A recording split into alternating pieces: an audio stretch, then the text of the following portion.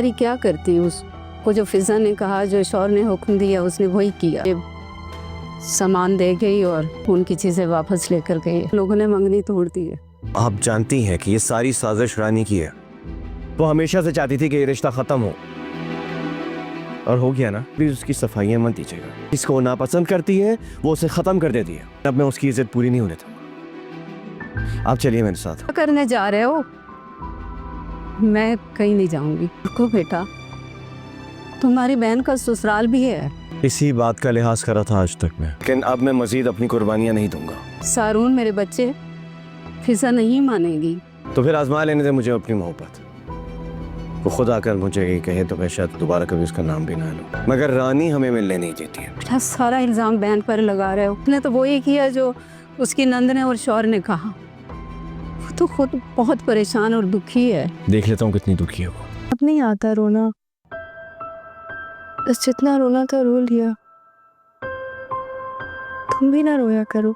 मुझे तुम्हारा ये बिहेवियर फेक लग रहा है फिजा। तुम्हारी मंगनी खत्म नहीं हुई, खत्म कर दी गई है। हो गई है या कर दी है, बस जो होना था हो गया। मुझे तुम्हारी ये बहादुरी बिल्कुल अच्छी नहीं लग रही। ये मुस्कुराहट भी झूठी है फिजा। फिजा मुझे ऐसे लगता है जैसे मेरे ऊपर से कोई बहुत बड़ा बोझ उतर गया। जब से ये रिश्ता शुरू हुआ है, मैं आखिरी बार कब खुश थी मुझे तो याद भी नहीं। एक के बाद एक साजिश, लड़ाई, झगड़ा, ऐसा बहुत बर्दाश्त नहीं होता था। लगता था जैसे इस मंगनी ने मुझे किसी शिकंजे में जकड़ लिया। सांस नहीं आ रहा मुझे। कम से कम अब रानी भाभी की मुश्किल है तो आसान हो जाएंगे, वो भी खुश हो जाएंगे। जब से मुझे मिले हैं वो भी परेशान ही है। इस मुश्किल से आज़ाद हो जाएंगे तो उन्हें भी सुकून मिल जाएगा। मतलब तुमने सोच लिया है कि तुम ज़ारून को भूल जाओगी? कहाँ कभी किसी को भूलने देती है, पर कोशिश तो कर सकते हैं ना। कोशिश करूंगी कि भूल जाऊं, फिर वो कोशिश कामयाब हो या नाकाम हो, ये तो आने वाला वक्त ही बताएगा। सुनो रानी, ज़ारून तुम्हारी तरफ आ रहा, बहुत गुस्से में है। प्लीज रानी, उसके साथ कोई ऐसी वैसी बात करके उसे तैश मत दिलाना। मैं भी आ रही हूँ। बेगम साहब वो कैब आ गई है। हाँ चलो। तो उठो दोनों, मेरे साथ चलो। मगर कहाँ? मैं जरा मॉल तक जा रही हूँ, तो तुम लोग भी अपनी ज़रूरत की कुछ चीज़ें खरीद लेना। साथ चलो। भाभी हमें तो कुछ नहीं चाहिए। अरे वेदर चेंज हो रहा है, हमें उस हिसाब से वार्डरोब भी तो बनानी है। भाभी मैं तुम लोगों की भाभी हूँ, तुम लोगों का ख्याल रखना मेरा फर्ज बनता है। चलो अच्छी सी शॉपिंग करवाती हूँ। क्या याद रखोगी? तुम दोनों तो हो ही बदतमीज। भलाई भी करो तो उसे भी बुराई समझती। नहीं भाभी, भाई को कुछ नहीं बताइएगा।